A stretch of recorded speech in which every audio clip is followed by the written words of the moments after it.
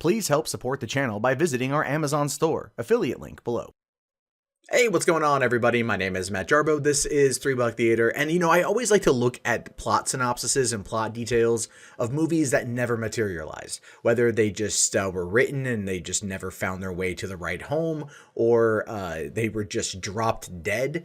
I like to look at them because I always like to kind of think of what if, what could have been, given the fact that we get so much schlock, you could call it, throughout the years in terms of feature films. It'd be nice to look at what might have been around. So this one's interesting because it goes back to 1982 with the release of An American Werewolf in London, John Landis's $10 million creature feature that is very much a beloved cult classic 35 years later. And even though we got a sequel 20 years ago now with An American Werewolf in London, how did we get a sequel 20 years ago? I saw the movie in theaters.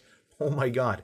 We are finding out that there was, in fact, a sequel that was pitched and a script was written for An American Werewolf in London that John Landis wanted to do himself, but it was ultimately shut down by Universal. And in a new book called Beware the Moon, the story of An American Werewolf in London, they do talk a little bit about the synopsis, and this is what it is. The movie was about a girl that the boys talked about at the beginning of the film, Debbie Klein. She gets a job in London as a literary agent, and while she's there, starts privately investigating the circumstances surrounding the deaths of Jack and David.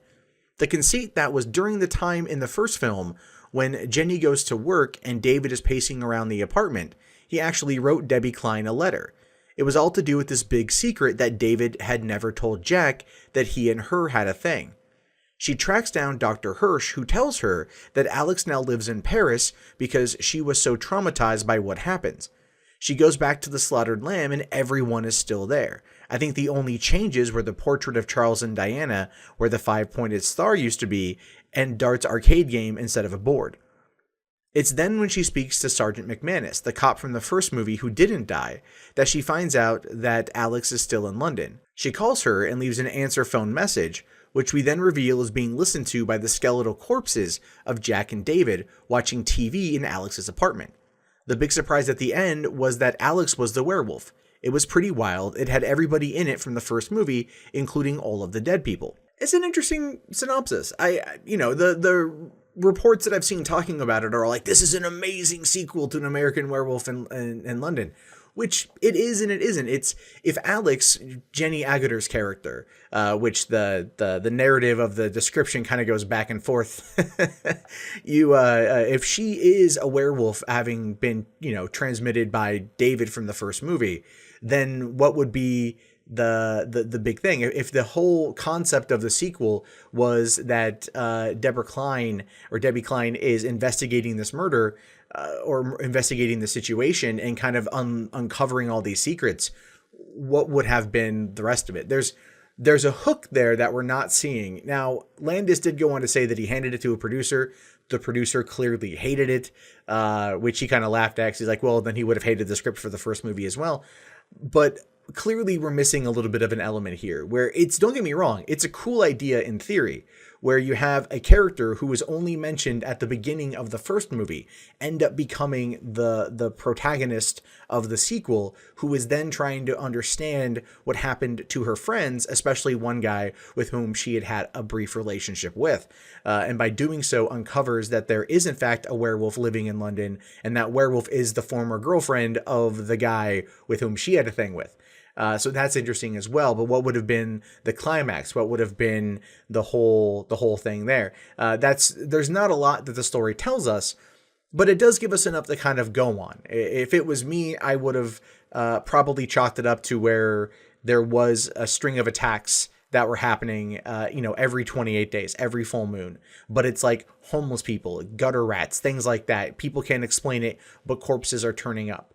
And it has something to do similarly with what happened with her friend, Mark's, if she's a literary agent or something, maybe she reads a news magazine or sees a manuscript, for telling the story of what happened out at the moors or something along those lines. And that piques her interest because it feels very similar to what her friend had told her from this letter. So she starts investigating it, or something along those lines. That would have been something that's pretty cool. And and anything more with, bringing back Jenny Aguilar's character, Alex the nurse from the first film, to make her the antagonist of the movie would be kind of interesting. Now, it makes me wonder, if something like this could ever have happened, right? We did get an American Werewolf in Paris from the 1990s, which a lot of people out there really didn't like because they wanted it to be very similar to what John Landis had done with London. They wanted it to be that kind of dark, comedic, take on it. Whereas this was treated as more of a standard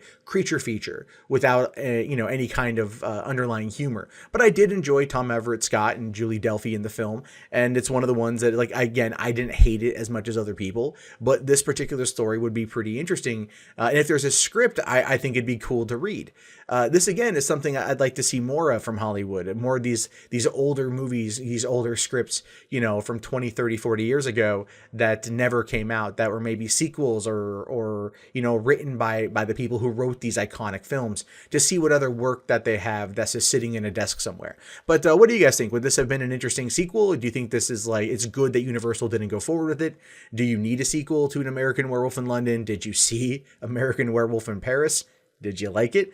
And what do you think about Max Landis, John Landis' son, potentially taking over, remaking An American Werewolf in London, but with his particular take on things? And I think Max Landis is a very interesting writer. I like a lot of his work. I'm looking forward to seeing what exactly happens with Bright when it drops on Netflix here in a couple weeks, to see whether or not the $3 million they paid out for that screenplay is worth it. At this point, I have a feeling it will be. The concept is interesting enough. But see, I think Max Landis could easily take something along like that and transfer that into a more, I guess you could say, interesting concept for An American Werewolf in London reboot. But again, what do you think? Let me know in the comments below. My name is, of course, Matt Jarbo. This has been 3 Buck Theater. I'll talk to you guys later. Have yourself a great day, and peace out.